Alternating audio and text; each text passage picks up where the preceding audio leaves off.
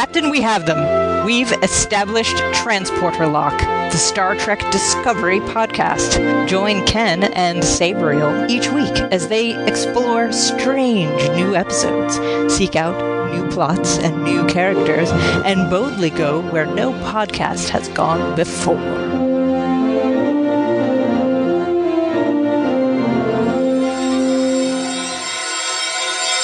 Hello and welcome to Transporter Lock, the weekly Star Trek Discovery podcast. This is the episode for Season 1, Episode 5, Choose Your Pain. Hello, Sabriel.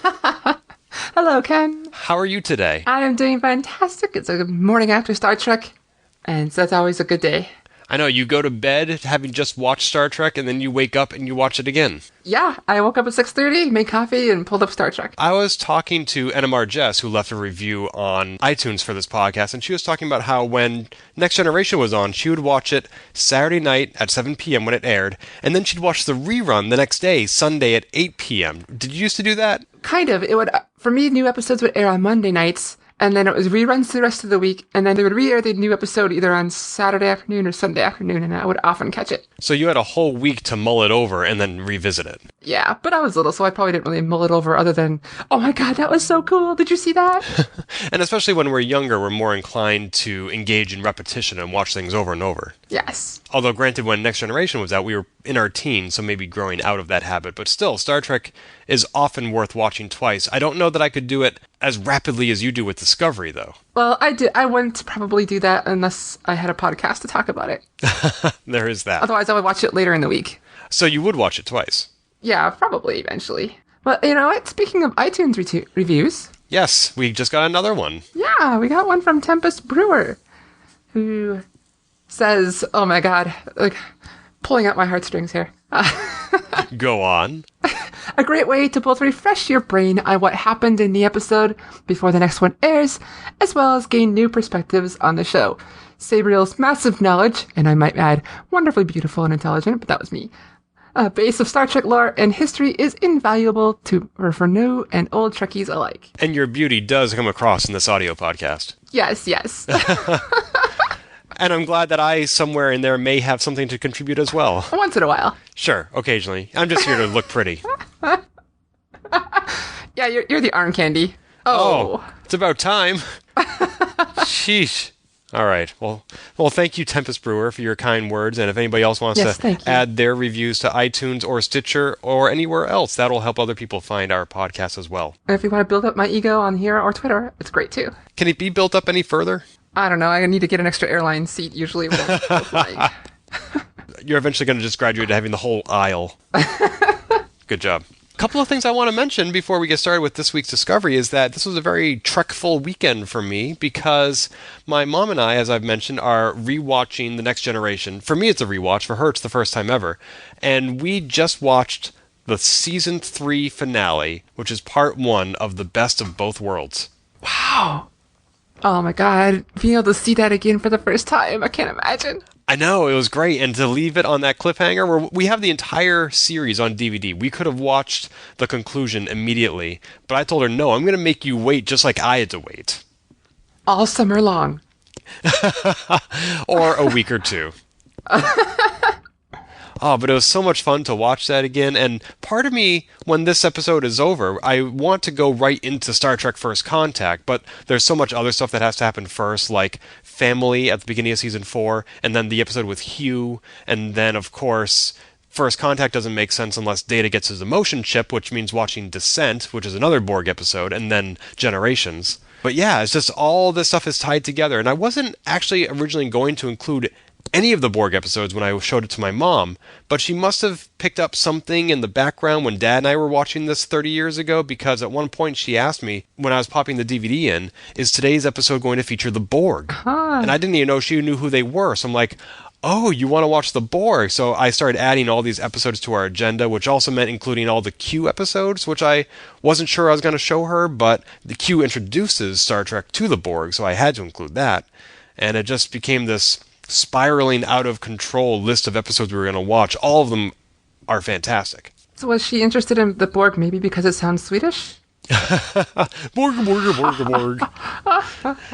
The First Contact reference, Ken. It's okay. Right. Lily Sloan asks who the Borg are. Alfred Woodard. I get it. Yeah. I also watched Star Trek. I watched Conspiracy this weekend. Oh, the episode with the symbiotes. The Bluegills, who are the alleged precursor to the Borg, if you've not heard that story. That's right. As far as production goes, they wanted these creatures to be a big villain, and it didn't work out that way, so then they went back to the drawing board and made the Borg. Yeah. And we never found out what happened with those things, except in the Expanded Universe novels. Right, which is unfortunate, but hey, whatever. Yeah, I really liked the way they brought them back in the DS9 novels, starting with the Lives of Dax anthology, but there was nothing further in the TV show, which is disappointing. I mean, there's a lot of loose ends that never get cleaned up, so hey. Right, like that Season 7 episode of TNG where the Enterprise became self-aware? Remember that? Oh, yeah. And the episode ended with it, like, birthing something that just sort of flew off into the nothing, and we never saw it again. Yeah. Or Tom Paris and Janeway's lizard babies. Right. You know, speaking of which, I really thought that Enterprise creation from TNG would show up on Voyager, that it would have traveled to the Delta Quadrant and bump into Janeway and Paris and the rest of the gang. But no. Oh, man. They probably would have been like, Ken, you should be on the drawing or the script room here. The script editor's room. You know what? There are so many geniuses in that room, they probably thought of this and they're like, nah. Oh, well. Or maybe they did and it couldn't work out. Yeah. But, you know, another crossover is one I just read this weekend, which is Volume 2 of the Star Trek Green Lantern crossover. Oh my goodness, I didn't know about this. Yeah, so it was originally published as a series of 6 issues, which was collected into a trade paperback that came out last year. And then they did a sequel, which was another 6 issues, which was collected in a trade paperback that just came out last month. So I picked that up and read all 6. Basically, the DC universe with Superman and Batman and everybody has been destroyed, but the Green Lanterns were able to escape into the Star Trek reality. So not only is it a different reality, it's also for them like 250 years in the future. Oh my goodness. It's pretty cool. Like in the first crossover, Uhura gets a ring and McCoy gets a ring. And if you haven't followed Green Lantern the last 10 years or so, it's not just Green Lanterns anymore. There's also Yellow Lanterns, Red Lanterns, etc. And each one embodies a different emotion. So like everybody got a ring, and except Captain Kirk. And then in this latest crossover, there are more rings and more people get rings. And it was ridiculous and predictable, but still kind of fun. That's cool. We both had a Trekful weekend. Which is the best kind. Uh-huh. And it ended with us watching the latest episode of Discovery, Choose Your Pain. Shall we review the latest episode? Well, yes, but I also want to add real quickly that I know I've been kind of hard on the Klingon language on Discover this week, but I don't know her relation to it. I have to go back, and I will try to find the link for the show notes if I can. But she describes that the Klingon language, as we see in Discovery, was intended that way, and the Klingon language was written in mind for people with heavy prosthetics, so it's more guttural and back of the throat instead of front of the mouth, and it was intended to be spoken slower. Turns out Discovery is actually getting it right, and counter to later Treks, which was just trying to be cool, apparently, with how they spoke Klingon. So they really did go back to the original script for this latest interpretation of the Klingon language. Yep. So I was wrong, and I can appreciate it more. Well, that doesn't mean you have to like what they're doing, whether or not it's intentional. But I gained a new appreciation for it when I learned more about it. That's fair. Klingons didn't play a huge role in this week's episode as far as subtitled text, which we've been getting a lot of lately. Yeah, I don't know. We got any except for the flashback to what happened. That's right. Actually, you know what? I think all the Klingons in this episode spoke English.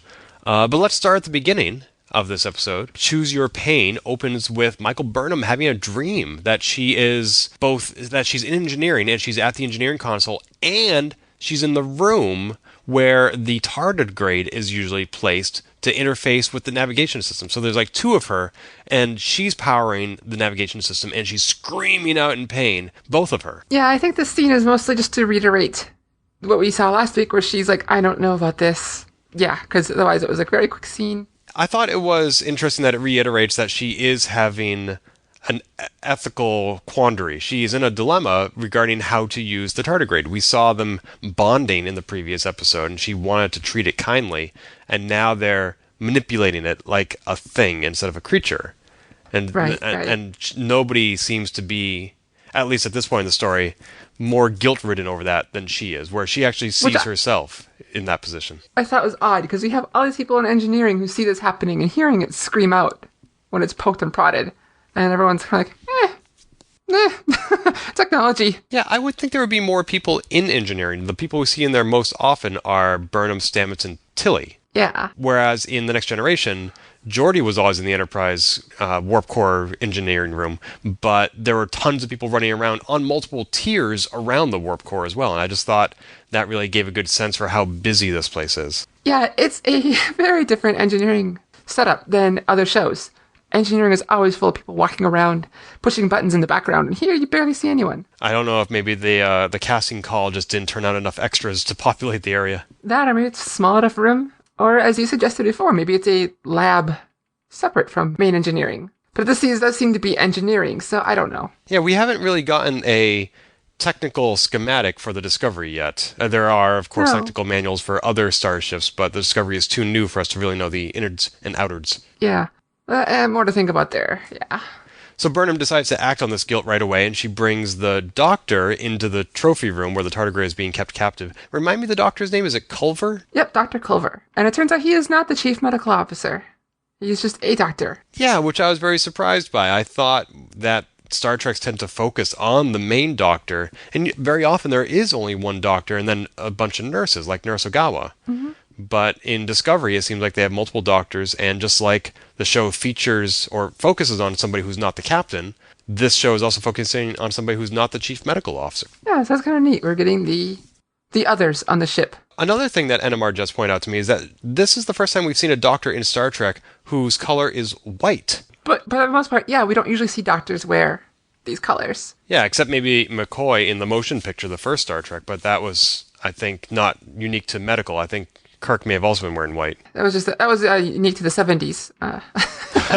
Well, I was wondering, like, white is something that is very traditional in today's hospitals. It's something that shows up blood very easily, which might not be very aesthetically pleasing, but it makes it also more apparent that you're wearing dirty garb and need to change into fresh scrubs. Right. But very often medical is the same color as science, and that is unusual here. Also, speaking of which, in the very first episode where Burnham's on the Discovery, we see the black badges. Have we figured out what those are yet? No, there's been no references to them since that episode.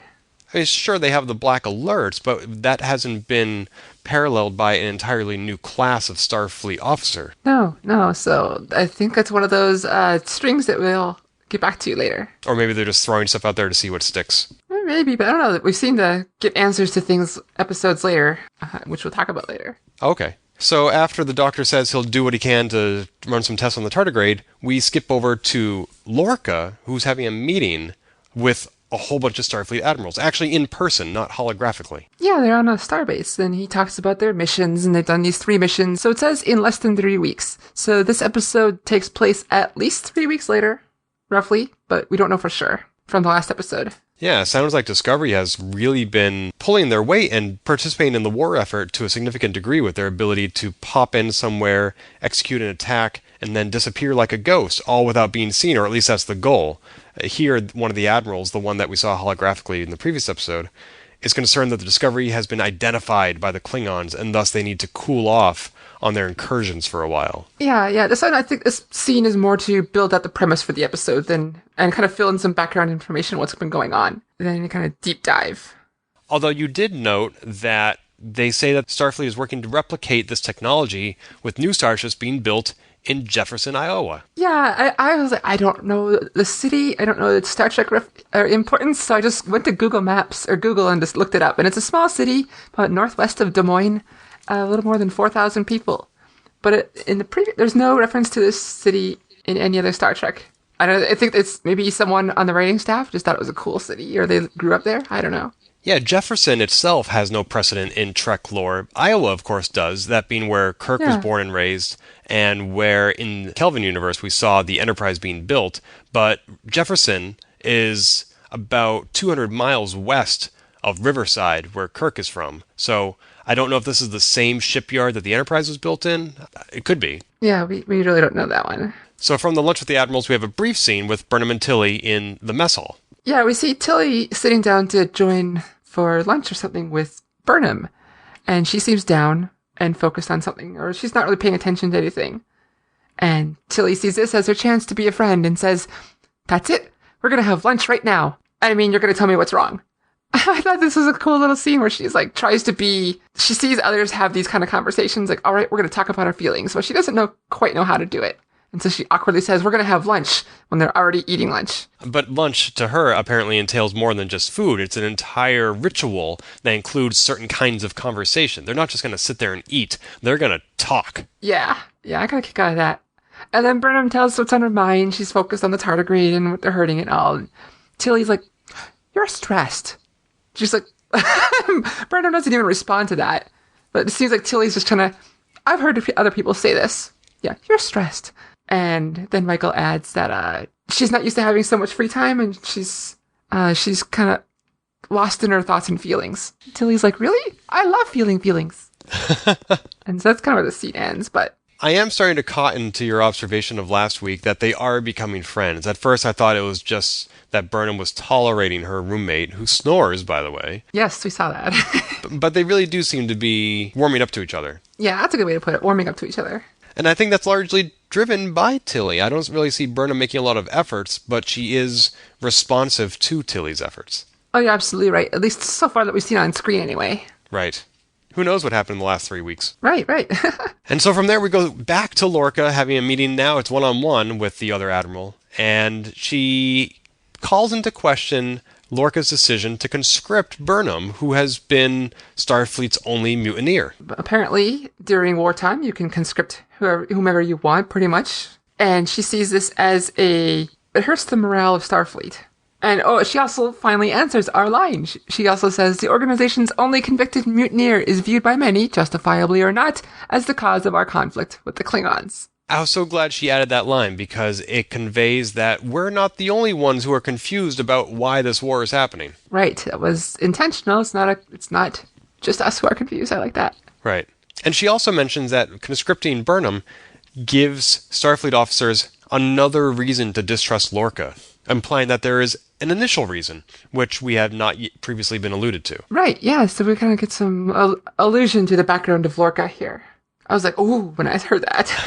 Which will at least partly be answered later in the episode, which I was not expecting. I felt like this show tends to leave threads dangling for multiple episodes, but this seems to be a foundation laid and then built upon all within one episode. Yeah, that was cool. Oh, also in this scene, right away it opens with Lorca, a zoom in on Lorca's eye. Ew. And him shoving something, like almost like a pinprick into it.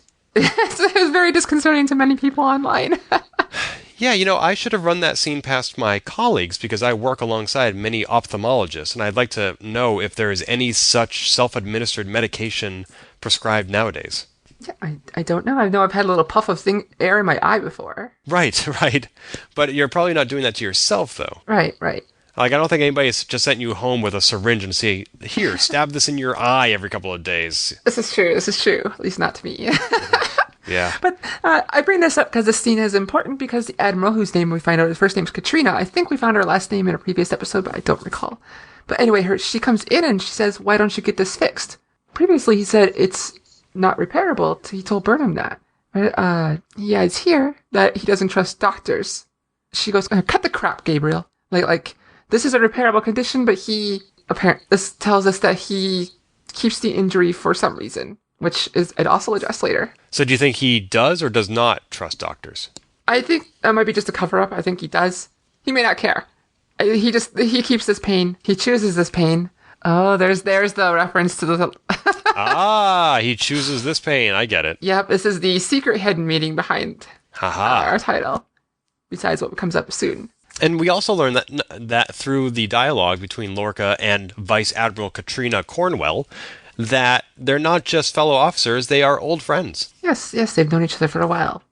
The context, we don't know. So finally, Lorca is done with his meeting with the admirals. He gets in a shuttle, and very similar to the shuttle in which Burnham was transported to the Discovery, and he's being chauffeured, presumably back to Discovery. We don't know the distance between the Starbase and the Discovery ship. And he gets intercepted by the Klingons and abducted, with the pilot being slaughtered. Oh yeah, he was slaughtered in a big way. And this scene is also a huge Star Trek trope. Is it? You never go on conferences in a shuttlecraft, because you'll get captured. Happened to Geordi, I think it happened to Trip, happens to everyone. Don't take shuttles and go on conferences. Especially if you are the captain of the starship that is turning the tide of your war. Yeah, that is also weird.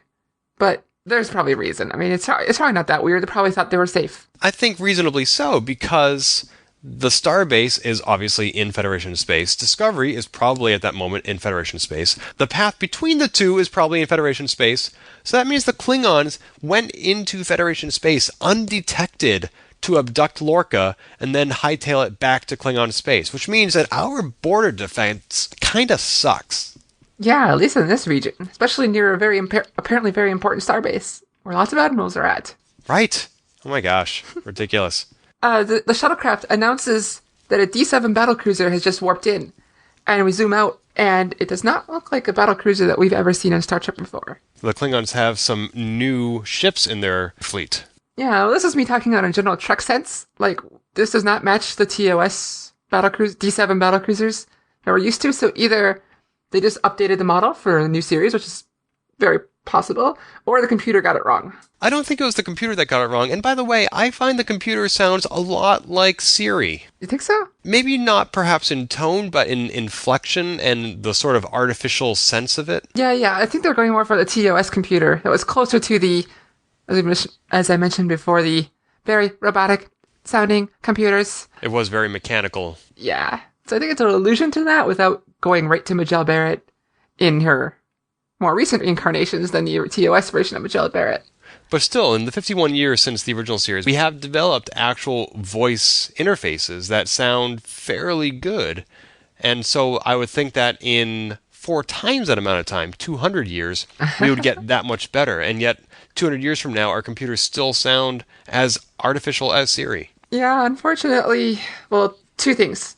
This part's not unfortunately. They tried to keep with Trek sense, just like Enterprise had a number of things that were like, we've had all this great technology, even in the last 50 years. How come you don't have it? Right. But also, unfortunately, despite how much I tell myself this, Star Trek future is not our future. It's a very similar universe. Right. If it was our future, we would have already had the eugenics wars by now. Yeah, exactly. Everything we have just described is the cold open. All of that is before the title sequence for the episode. It was about 7.5 minutes in. I was like, wow. And that is similar to the previous week's episode, in fact. They tend to do a lot before we even get to the title sequence. Yeah, so that's cool. I mean, hey. I remember the cold open for the TNG episode Cause and Effect was like maybe 30 seconds long because it starts with the 1701D exploding. And in fact, I was watching it on tape and I went to my dad and I said, "You missed the first half of the show. You recorded it mid-episode." He said, no, that's how it opens. And it was only like 30 seconds long. Wow. Yeah, usually those first 30 seconds to 2 minutes are to set up the premise of the episode, and then we go. And here we're just like, let's just start the show. Right. Yeah, I mean, we could have had just Burnham's dream and then Lorca's first meeting with the admirals, and that would have been, quantity-wise, enough for the open. We didn't need to have the Doctor in the trophy room, Burnham and Tilly having lunch, Lorca and Cornwell, Lorca's abduction, but they crammed out all that in. So it's really a very different take from previous Star Trek, and I don't know that they could get away with this on network television. Yeah, I don't know. But since they're playing by their own rules on CBS All Access, they can do whatever the heck they want. Such language. I know, right? You never hear that on network television. So after the title sequence, we see Saru being promoted to acting captain, and he issues commands like a boss. Yeah, he is like, nope, I've got this under control. We don't observe a moment's hesitation. He knows exactly what to do and who is supposed to do it, and he really seems cut out for command, at least in that respect. Yeah, no, I like seeing this part of Saru, because a lot of times he's seen, like, even in the pilot, he seemed kind of nervous. I mean, it could be inexperienced too. I don't want to say necessarily nervous, but cautious. Yes. And here we see him just getting into action real quick. Yeah, he always seemed ready to run from battle, but here he is very eager to plunge into Klingon territory and rescue his captain. Just like he promised Burnham, he is going to do a better job protecting his captain than Burnham did hers. Yeah, that was, I wrote that in my notes. I think that, this is really important to him. It's like, I'm first officer, this is what I do, I protect my captain, and we are going to get him. But however, he still has some concerns. He goes into his ready room and he confronts Burnham and says, "You need to not worry about the tardigrade right now. Our mission is to get back Lorca." So I think it's an important conversation because we get to see a little bit of why Saru is at odds with Burnham.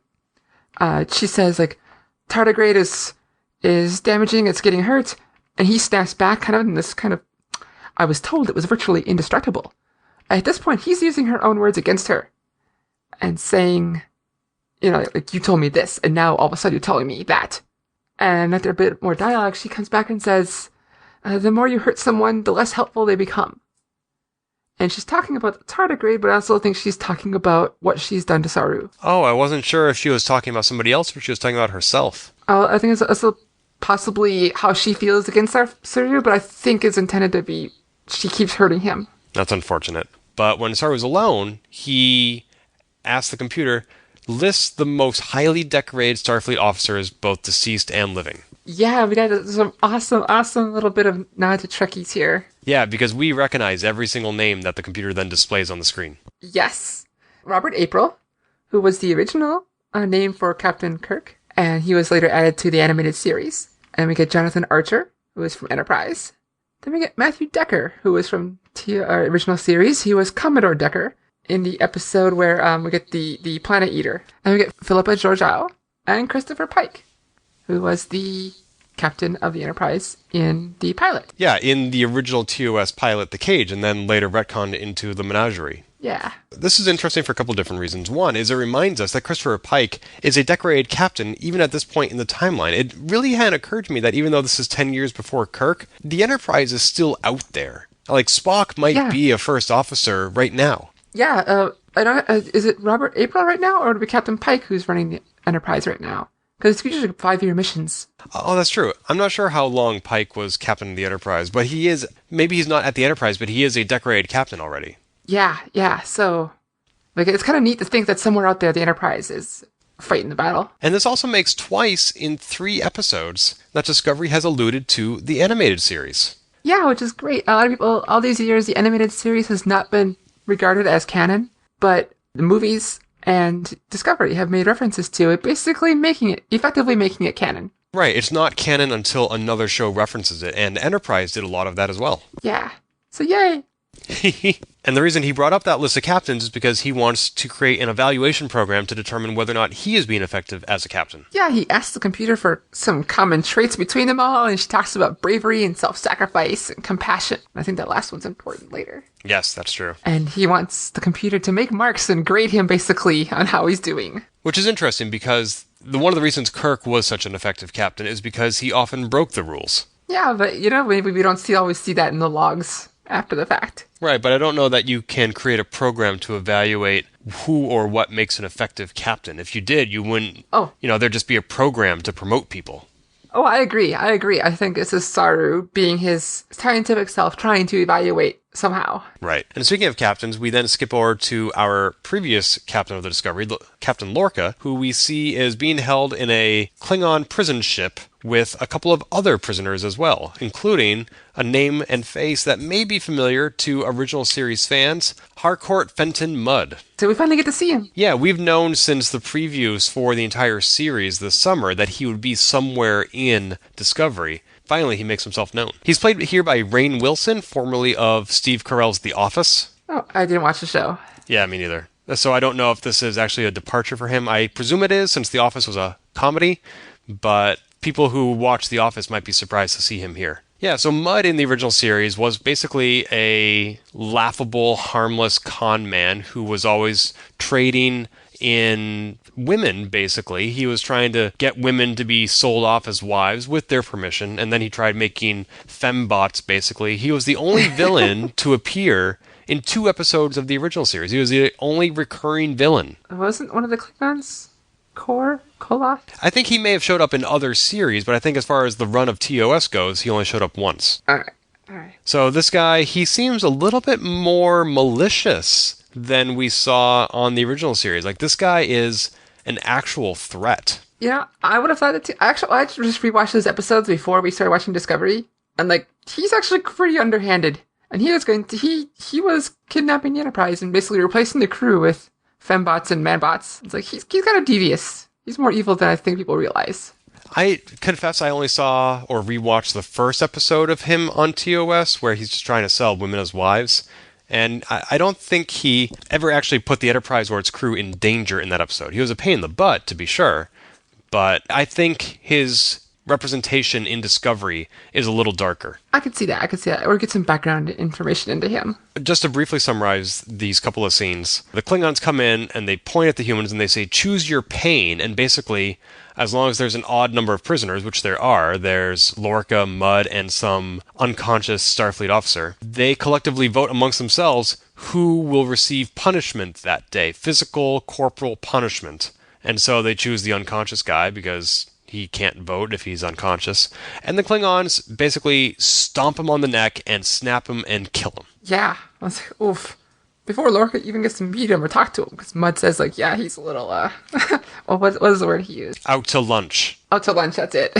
And another prisoner shows up. He actually was hiding in the back, so he casts as an absentee ballot. And he is a Starfleet officer as well, but he's a little bit more conscious. He's been there for several months, seemingly, since he was captured at a battle with the Klingons. He was at the Battle of the Binary Stars. Oh, he was? Yep, he was from the Jaeger. I mentions, Lorca goes, you were at the Battle of the Binary. He's like, they named it? Oh, I didn't realize that was the name of the battle that they mentioned in the show. I missed it.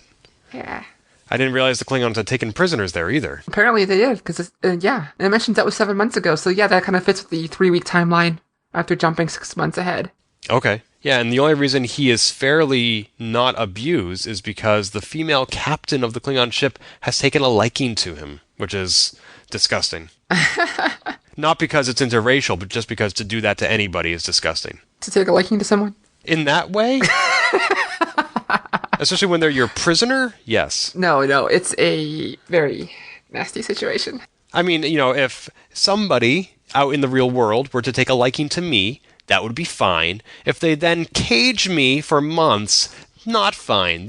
Yeah, no. I know it might be hard for you to see, Sabriel, but there's a fine line between those two. Mudd says that a lot of this war is Starfleet's fault. They may not have started the war, but with their to boldly go where no one has gone before philosophy, it was inevitable that they would encroach upon other people's territory. And I thought that statement was really interesting for two reasons. One, I think it's the first time we have heard in an episode, as opposed to the opening sequence, somebody actually say the phrase, to boldly go where no one has gone before. You're right. I think you're right. It reminds me of Star Trek First Contact, when Zefram Cochrane said, you're all astronauts on some sort of Star Trek. Oh, he said the title of the movie. Best part of every movie. Yeah, we got some interesting insight into the civilian population of Star Trek, which we don't see too often. I mean, we see a little bit here and there on each series, but to this level, only Enterprise and Discovery have really given us the impression of what the general populace feels. Yeah, Mudd basically says that while you're all zipping around your starships, have you ever looked down at the people on the ground and thought about what our lives are like?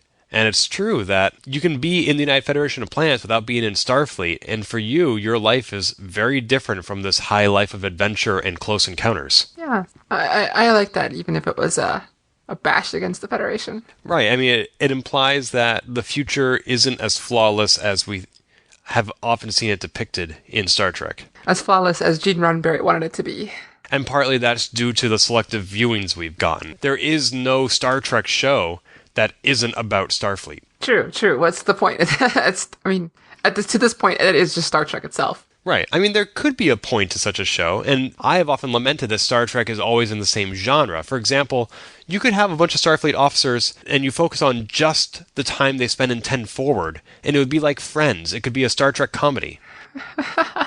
Or you could focus on Luxley and Dulmer and make it like the Star Trek X-Files. Yeah. I remember before Enterprise was revealed, there was talk about maybe making it or maybe it was after Enterprise. In that era, talking about another series and making it more like CSI. Because procedurals were very popular back then. I don't know if they still are, but that's something that Star Trek could have capitalized on.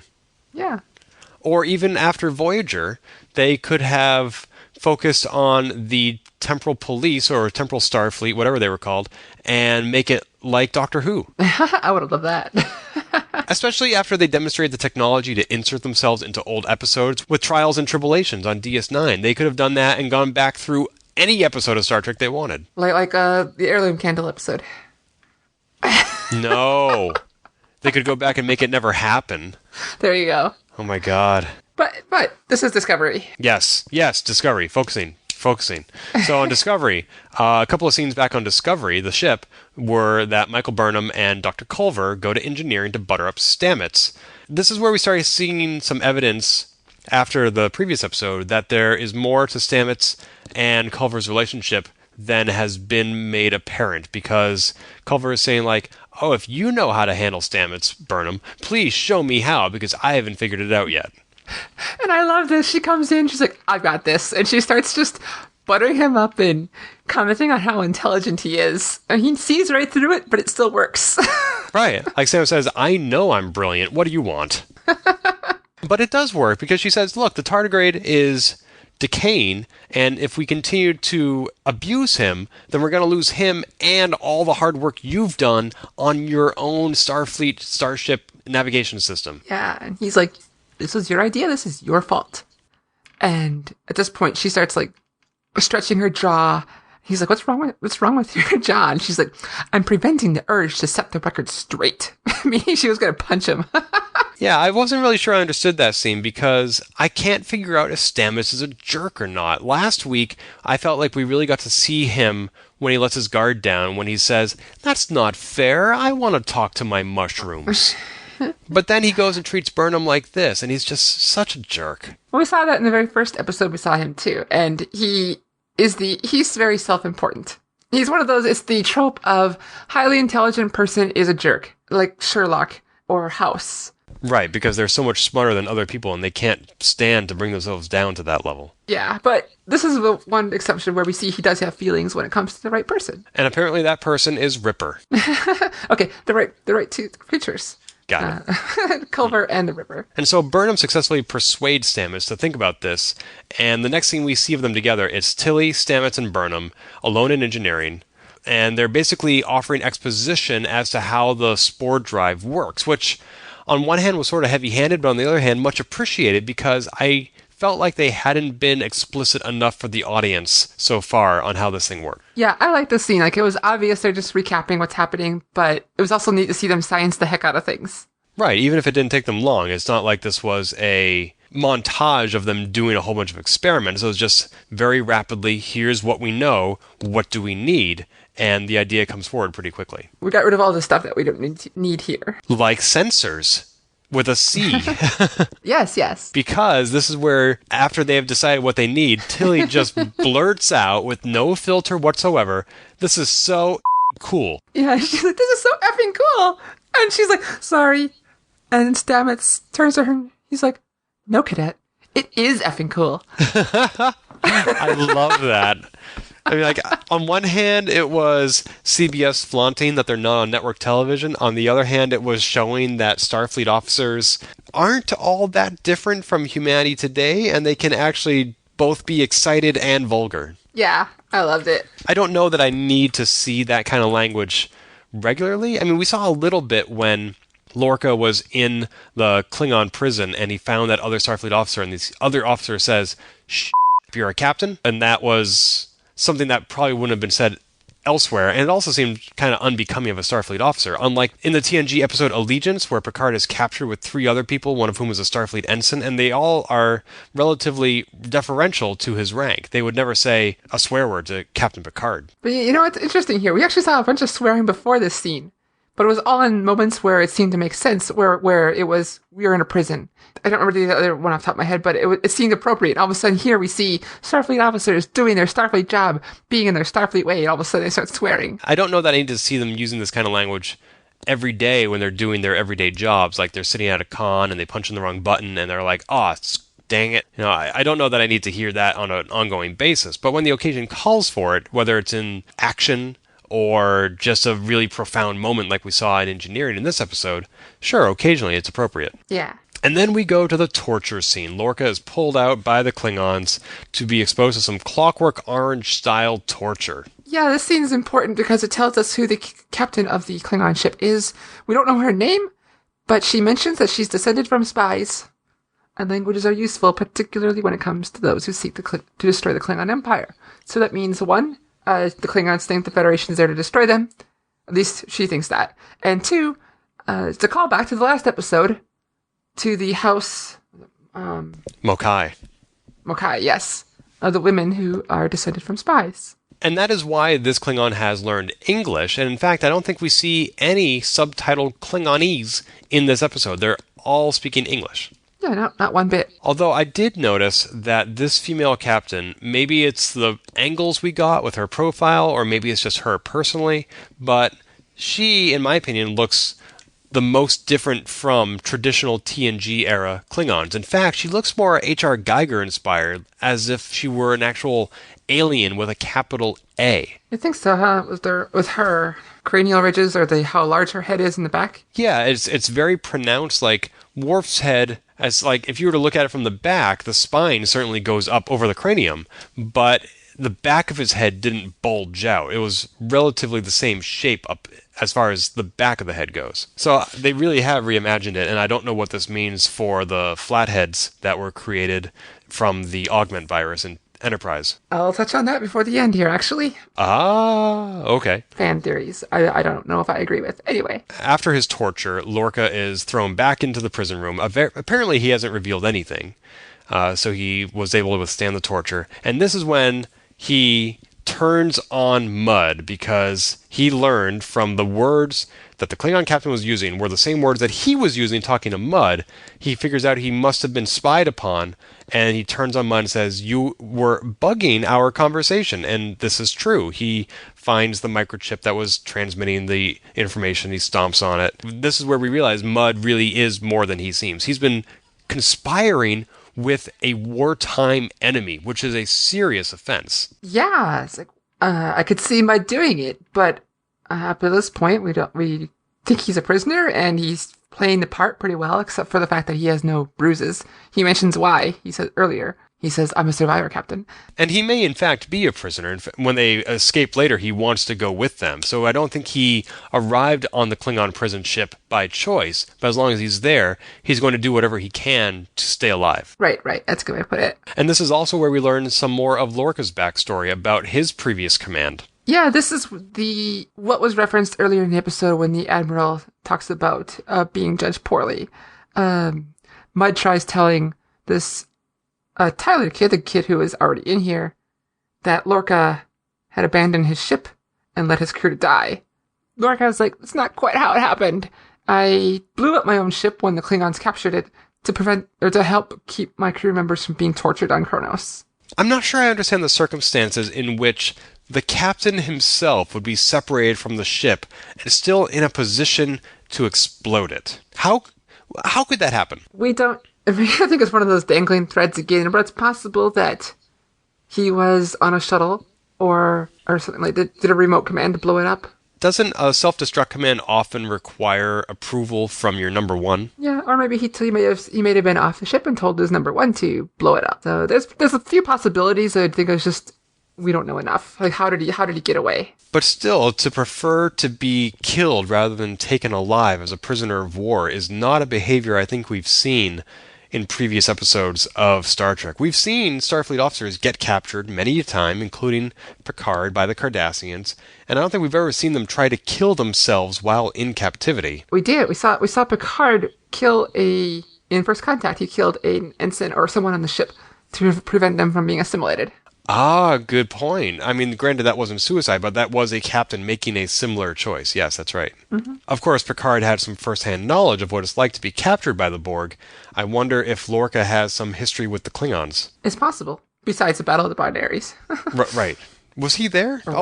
No, excuse me. He lost his ship a month after that. Right, so the Klingon War had already started when he lost the U.S.S. Burnham. Before he and the other Starfleet officer are able to escape from the Klingon prison, we briefly cut back to Discovery, where Saru storms into engineering, and oh god, is he pissed. Can I say pissed?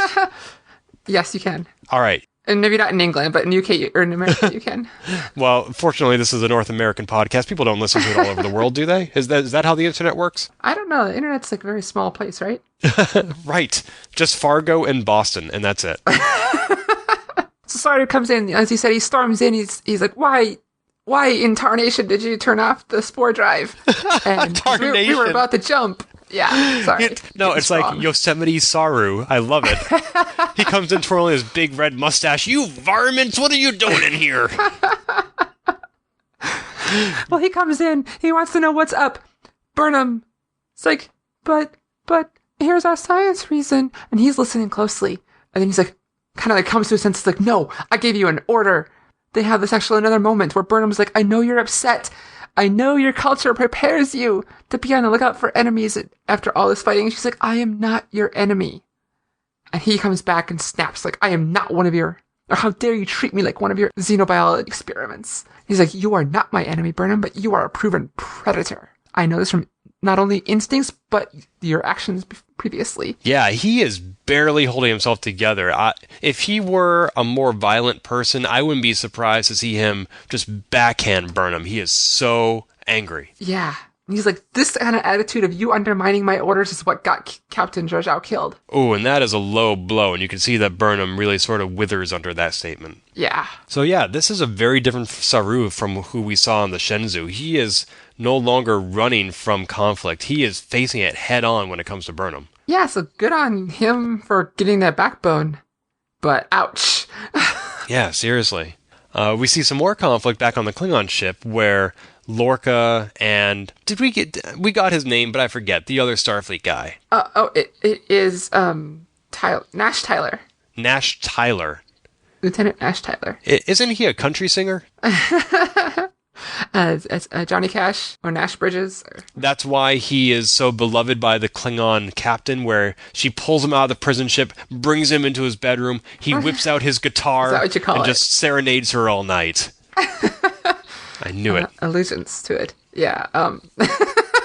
But anyway, so they escape from the prison cell. They purposely lock Mudd back in, even though he is presumably a member of the United Federation of Planets. They leave him behind. Yeah, well, he lived under there. But yeah, he's a citizen of the UFP maybe, but yeah, they left him behind. Ugh. That's a tough call. I mean, I don't know that I would have done differently, because since he is conspiring with the enemy, and if he was brought back, he'd be tried as a traitor. But better to keep your enemies closer, I think. Yeah, and I suppose we also don't know if Lorca doesn't know that if this guy is actually a plant, or if he is a prisoner. He could be a vegetable. Or that, yes. Or maybe a mineral. They haven't really gone through the whole 20 questions yet, so it's hard to say.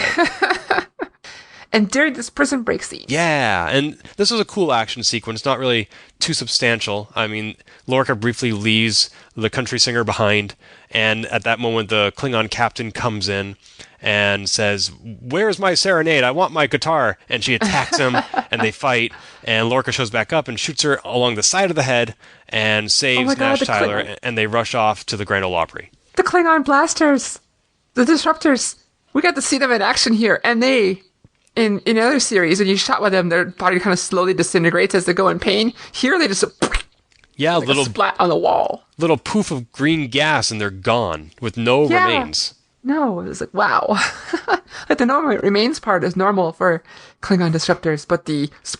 it was, wow. I like that sound effect. We should save that for a future episode. Well done. I like it. And during the prison break, Discovery, the tardigrade, collapses. Oh, that's right. Yeah, that's right. So I'm sorry. I somehow forgot about that. When they warped to where they suspected Lorca was being held, and they had multiple choices, and one of those, as you probably saw on the map, was Rura Penthe. Yes, it was. And I tried taking a 6 and Enterprise both had scenes there. That's right. That's right. So that is a well-known place in Klingon lore.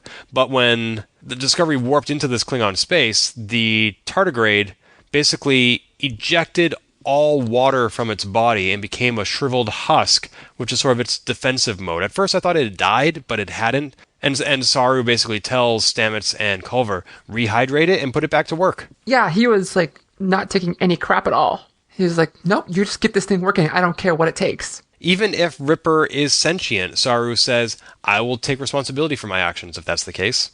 Yeah. It's like, wow, he is taking this protecting his captain thing very seriously.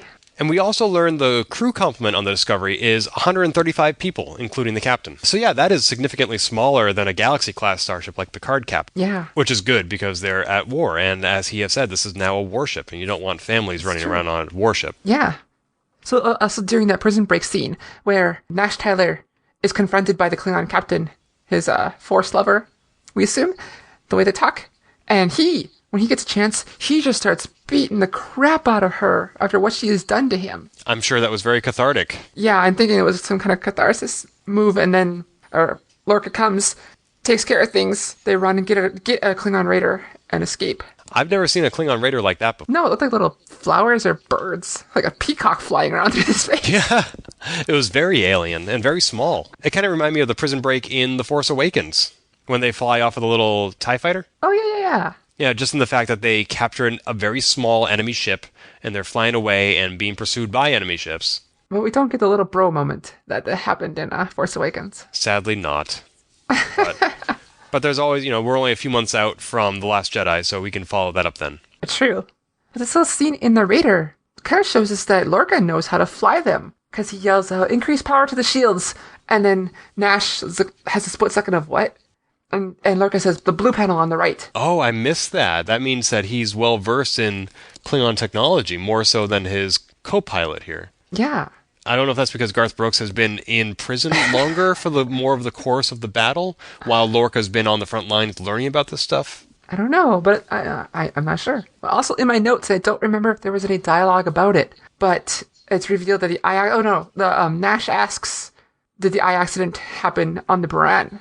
And Lorca says he keeps it to remember. That's why he hasn't fixed his eyes, because he's chosen it to remember how he lost his crew. Yes. And as they're flying back to the Discovery, captained by Saru notices the predator-prey formations of the one raider being chased by the other raiders, because there's a real possibility here that Discovery could misidentify them by the ship and not who's captaining it, and just shoot down all the raiders and kill their own captain. Yeah, we see either Saru's instincts of his people or just his wherewithal of not understanding how predator and prey works. That was kind of a neat scene. Yeah, it was nice to see that taxonomy from his homeworld actually come into play on the battlefield. So they very quickly beam Lorca and Diamond Rio back onto the Discovery, and they're safe. And Saru calls down to engineering, has the tardigrade been revived? Can we get out of here? Stamets sort of avoids the question and says, we're ready to jump. Yeah, this is just somewhere in this whole mess, this whole scene, Saru's like, do the thing that you need to do about the tardigrade, or getting us to jump, and Stamets is like, okay, we'll do it. And then this whole stuff happens, and then they beam the captain aboard. Captain's like, jump, get us out of here. And they do that, and they get out safely. And then Saru messages down to engineering like, Stamets, good job. Stamets, where are you? How come you're not answering? And they notice that his life signs are very low, so they all rush down to engineering. You can see coming through the door both Saru and Tilly, as well as some other people, and they find that Stamets is in the spore chamber where the tardigrade usually goes, and he has puncture wounds where he has interfaced with the navigation system. So he has injected himself with tardigrade DNA, which is forbidden as a result of the eugenics wars. That sort of human experimentation, even on a willing subject, is not permitted, and yet Stamets did it to himself and was able to power a successful jump by the Discovery out of Klingon space after saving Lorca. Yeah, he finally got to experience this.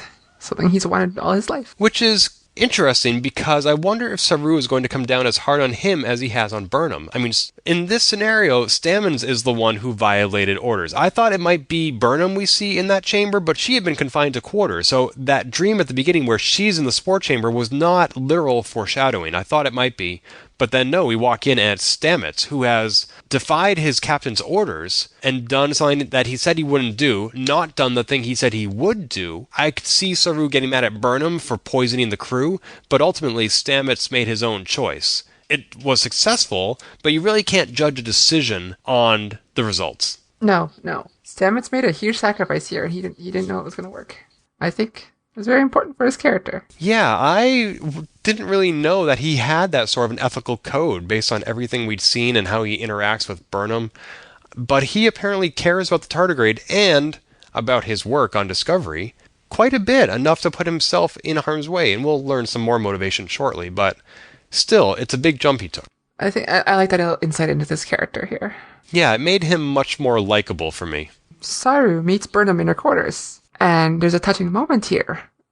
She asks him, are you afraid of me? Because his ganglia always poof up when she comes nearby.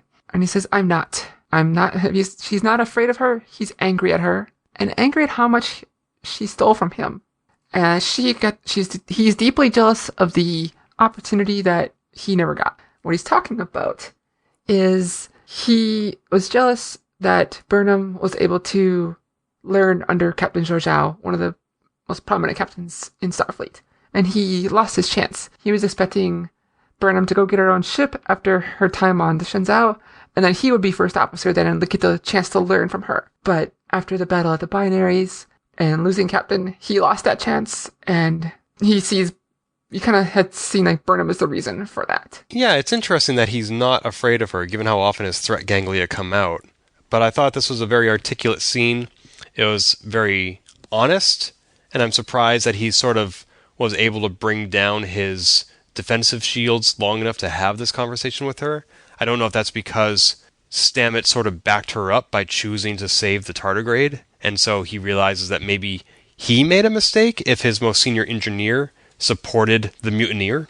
The reason he did this, besides wanting to get it out, remember one of the qualities that were seen in all good captains was compassion. And this is him coming out here. Being compassionate with Burnham by saying how angry he is with her? Well, having just real talk. I suppose. So you think he's just trying to be a better captain? Well, he's trying to be a better person. He sees other captains do this, and he's doing it too. And he gets rewarded for it, because Burnham says, "You did well today. I know Philippa would have been proud of you, and I want you to have her telescope and see the galaxy the way she did." Yeah, that was beautiful. I wasn't sure he would accept. In fact, he closes the case, picks it up.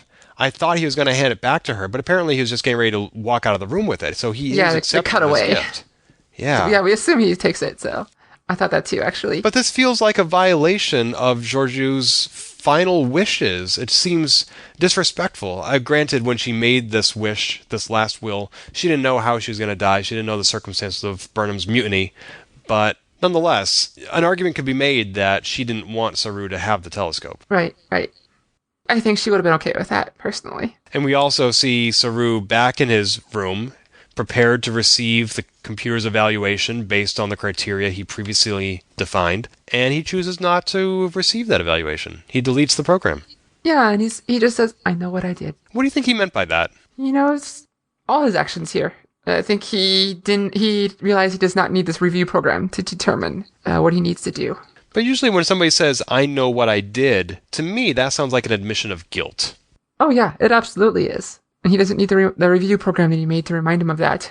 He has to live with it now. Well, it'll be interesting to see what impact that has on his character and his interactions with Burnham in future episodes, whether or not he'll continue to offer her pity blueberries. We have two more quick final scenes to cover. Tilly and Burnham are prepared to release the tardigrade. Yeah, it's a little scene. They put the tardigrade on a little, basically, they get it ready to launch it out into space, to give it some spores, and send it off. And Tilly says a little psalm as she does this. She says, "May the sun and moon watch your comings and goings in the endless nights and days that are before you." Yeah, which I thought was interesting. That was cool. Apparently they replaced the word God with suns and moons. And so I don't know if this is future changes to the psalm, or if this is the writer's change as a poetic moment, or Tilly's change, or intended to be like Tilly's change to the psalm. But I thought it was a cool moment. And maybe it shows that she's religious. I see where they would have removed Lord or God and replaced it with suns and moons, but I think it's more than a literal translation from Psalm 121 of the Bible. For example, that line would be, "The Lord will keep you from all harm. He will watch over your life. The Lord will watch over your coming and going, both now and forevermore." I mean, that's one translation. That's the New International Version. The exact wording, even if you remove the sun and moon part, there are no Google hits for that except in the Star Trek context. It could be something original. There's a thread on Reddit that says it's very similar to a prayer used in Dune, which is, "Bless the maker and his water. Bless the coming and going of him. May his passage cleanse the world. May he keep the world for his people." That's a little bit more different from what Tilly said. So you could make it. So I don't know if what she's saying is original or if it's just adapted from a biblical source or even a variety of sources. That's true. I liked it, no matter what source. It seems unusual for Star Trek, and I'm willing to accept that this is an aspect of the future that we haven't seen yet. At least in Star Trek universe, yeah. But they let the tardigrade go, he magically rehydrates himself, perhaps from the spores, and he just sort of warps off to who knows where. Yeah. He's gone. They let him go. And then we jump to a sweet scene at the end of this episode. Yes, for one of the first times ever, we get to see a Starfleet bathroom. Yeah, that's what I was going for. I mean, we've seen like sonic showers before, but here they are brushing their teeth. Yeah, Culver and Stamets are brushing their teeth, having a sweet moment as Culver is still sitting here doing diagnostics on Stamets as they're getting ready for bed together. Stamets is basically like, you don't have to worry about me. He's like, I do when you keep doing crap like this. Right, so this is where we're learning that they are apparently roommates, which we have not been... I don't think it's roommates, Ken. Well, I mean that in the literal sense that they share quarters. Okay. Which we did not know before. And then, Culver is very physically affectionate with Stamets in a way that we also haven't seen before. And I apologize if I sort of ruined that they're a couple by tweeting about it. I don't know if that was a spoiler. We knew there would be a gay character on Star Trek. I'm not sure even I knew that there would be a gay couple. But it's kind of cool that we're now finally seeing this, because if this is where you find out about this, it makes it all the more fun to rewatch the episode, especially the scene where Culver's saying to Burnham, if you know how to handle Stamets, let me know, because I haven't figured it out yet. Yeah. Like, they're not just co-workers.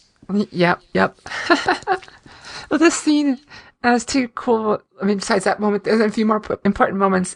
Stamets starts talking about the experience he's got... The experience of using the spore drive with himself. He finally got to reveal...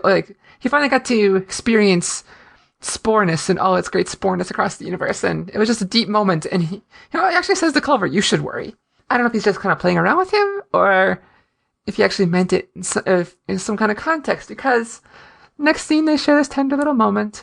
Culver walks to the back, and Stamets turns to the mirror and smiles, and he walks away, and then the reflection smiles, and then walks away separately. Yeah, there's a delay between the reflection and the original. Yeah. And what do you think is meant by that? We don't know. All of a sudden it cuts away. The music raises, and then cuts away. And that was the end of the episode. I have to wonder if this is a consequence of him integrating himself with the mycelium network, if something he has done has had an unintended consequence. I don't think that's what it is, though. We don't know. There has been talk that the mirror universe will have a part. Right. But this might be too on the nose again. I think there will be Mirror Universe episodes. I don't know how this episode relates to that, because mirror is a metaphor. We've never actually seen Mirror Universe characters in mirrors before. This is not like the Flash's rogue Mirror Master. However, this is something that I missed. Apparently, in the promotional material for Discovery, before it ever debuted, there was a shot of Lorca sitting in the captain's chair. Yeah. And behind him, have you seen this photo? I've seen the photo, but I don't remember anything interesting about it besides that, him sitting on a chair. If you look at the starship plaque behind him, it says the U.S.S. Discovery. No way. Yes way. So some people have been wondering, does Discovery violate Star Trek canon because it is in the Mirror Universe? Is that what we're watching? And the answer is no, because the Mirror Universe doesn't have Starfleet. The Mirror Universe has the Terran Empire, where Vulcans are slaves to humans. And we have seen that this is quite clearly not the case in Discovery. However, it doesn't mean that there won't be Mirror Universe episodes, or that perhaps Starfleet has been infiltrated by the Mirror Universe. Some people think that the Captain Lorca we've been watching is from the Mirror Universe. Interesting. I guess we shall see. Curiouser and curiouser. More Alice in Wonderland. Indeed. So there's one more hypothesis, fan theory, that I don't know if I hold with it. Ooh, let's hear it. That Lieutenant Nash Tyler, your country singer, is Vogue. He's woke? Like he's really attuned to minority voices in the media? He's Vogue, the Klingon. Wait, he's a really woke Klingon? V-O-Q. I'm sorry.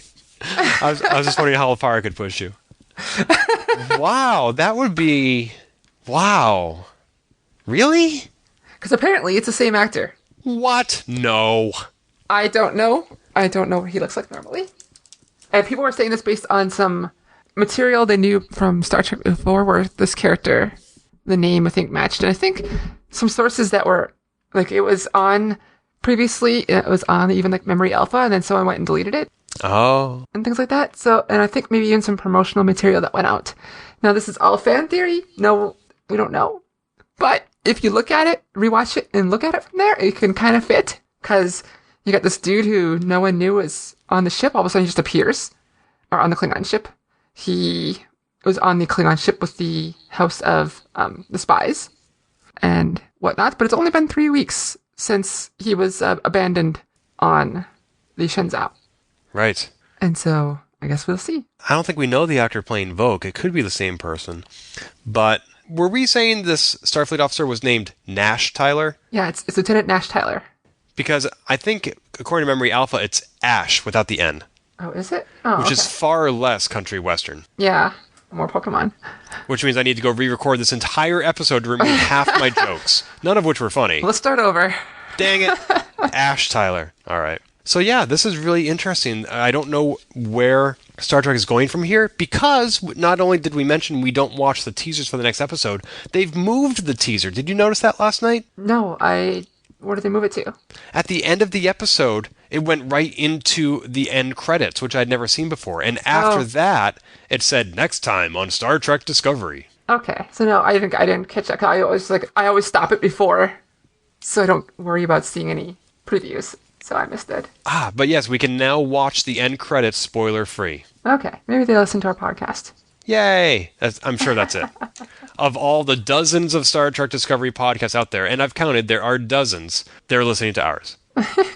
Speaking of which, there is a Star Trek Discovery unofficial fan group on Facebook where I've engaged in some thoughtful discussions.